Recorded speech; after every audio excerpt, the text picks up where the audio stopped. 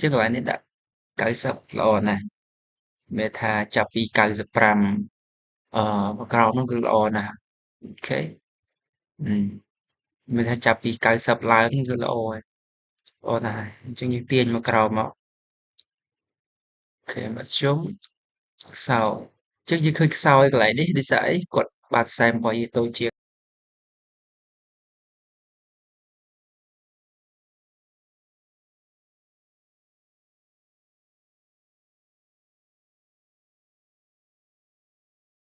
បាទសូមជម្រាបសួរបងប្អូនទាំងអស់គ្នាអញ្ចឹងនៅក្នុងវីដេអូនេះគឺខ្ញុំ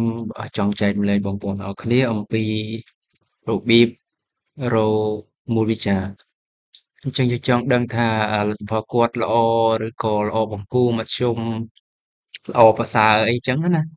អញ្ចឹងគឺយើងអាចប្រើប្រាស់រូបមន្ត if ដើម្បីចងលក្ខខណ្ឌគាត់បានអញ្ចឹង if នេះយើងអាចប្រើជាអឺលក្ខខណ្ឌផ្សេងៗយើងអាចរកលទ្ធផលជាប់ធ្លាក់រកមូលវិជ្ជារកនិទ្ទេសរកអី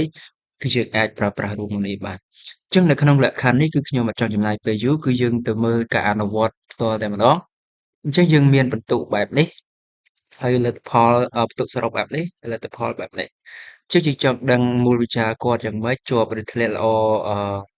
ល្អមធ្យមឬក៏ខ្សោយគឺយើងនៅធ្វើនៅកន្លែងនេះអូខេអញ្ចឹងខ្ញុំដាក់ម៉ៅនៅកន្លែងនេះហើយខ្ញុំសរសេរសញ្ញាស្មើខ្ញុំដាក់ if បើកគុំខ្ជក់ហើយខ្ញុំ select ទៅលើបន្ទុកសរុបអូខេប្រសិនបើបន្ទុកសរុបតូចជាងប្រសិនបើបន្ទុកសរុបតូចជាង50ខ្ញុំដាក់ឲ្យចេញខ្សោយនៅកន្លែងនេះអញ្ចឹងធ្មេញក្ដុលហ្នឹងបងប្អូនអាចចុចភាសាអង់គ្លេសពីរដងហើយសិនណាចាំយើងចូលភាសាខ្មែរនៅកន្លែងនេះ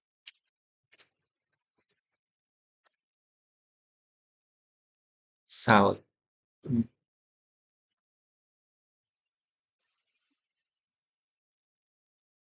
ទៅមកទៀតអឺកន្លែងនេះយើងដាក់ if ទៀតប្រសិនបើចុចមាត់កន្លែងបន្ទុកសរុបទៀតអូខេដាក់សញ្ញាតូចជាង65របៀសឲ្យចេញមធ្យមនៅកន្លែងនេះមធ្យមអូខេហើយយើងដូរមកភាសាអង់គ្លេសវិញមកយើងដាក់ទៀត if បើកខ្ជក់ប្រសិនបើបន្ទុកហ្នឹងតូចជាង75អូខេយើងរបៀសមួយចុចធ្មេញក្ដុលពីរដងហើយយើងដាក់សញ្ញានៅកន្លែងនេះដែលដាក់ថាល្អ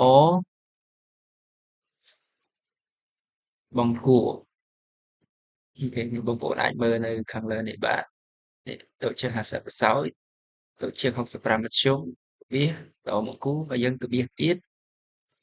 យើងដូរមកអង់គ្លេសវិញមករបៀស if បើកកញ្ចក់ select ទៅលើអីគេ select ទៅលើបន្ទុកសរុបនឹងដដែលតូចជាង85វាមួយឲ្យចេញអីគេល្អអញ្ចឹងមកហើយទៅមកទៀតយើងដូរទៅដើមម្នេះដូរមកភាសាអង់គ្លេសយើងដាក់ថា if បើកចក select ទៅលើបន្ទុកសរុបនឹងដដែលចុចតែមួយនៅបានហើយយើងដាក់ថាតូចជាង95អូខេក្បៀសមួយមិញក្ដុលយើងចុចមកកន្លែងនេះដាក់ថាល្អណាស់អូខេយើងបែរម្នេះយើងបិទបើកមកដងបិទប៉ុណ្ណឹងជួយមើល1 2 1 2 3 4 5អញ្ចឹងយើងបិទ5 1 2 3 4 5អូខេបន្ទាប់ពីប៉ុណ្ណឹងហើយយើងចុច enter មកអញ្ចឹងកន្លែងនេះដាក់90ល្អណាស់មានថាចាប់ពី95មកក្រោមនោះគឺល្អណាស់អូខេមានថាចាប់ពី90ឡើងគឺល្អហើយល្អណាស់ហើយអញ្ចឹងយើងទាញមកក្រោមមកអូខេមធ្យមខ្សោយអញ្ចឹងយើងឃើញខ្សោយកន្លែងនេះដោយសារអីគាត់បាតខ្សែរបស់យើងតូចជាង50ហើយ ចឹងតូចជាង50គឺខ្សោយហើយនេះ56មធ្យមដោយសារតូចជាង65ចាប់ពី50ឡើងមកដល់65ហ្នឹងគឺឲ្យចេញមធ្យមអូខេអញ្ចឹងអឺអានេះមធ្យមនេះល្អណាស់នេះសា90 91 93អីហ្នឹងវាអឺចូលខ្ទង់9អីគឺល្អណាស់ហើយអូខេអានេះគឺជាវិធីសាស្ត្រក្នុងការយើងយករូបមន្ត if មកប្រើទៅតាមលក្ខខណ្ឌជាក់ស្ដែងនៅក្នុងការងាររបស់យើងចឹងណាអូខេអញ្ចឹងវីដេអូនេះគឺមានតែប៉ុណ្្នឹងទេសម្រាប់ចែកម្លែកបងប្អូនអរគ្នាយើងជួបគ្នានៅវីដេអូក្រោយទៀតបាទសូមអរគុណ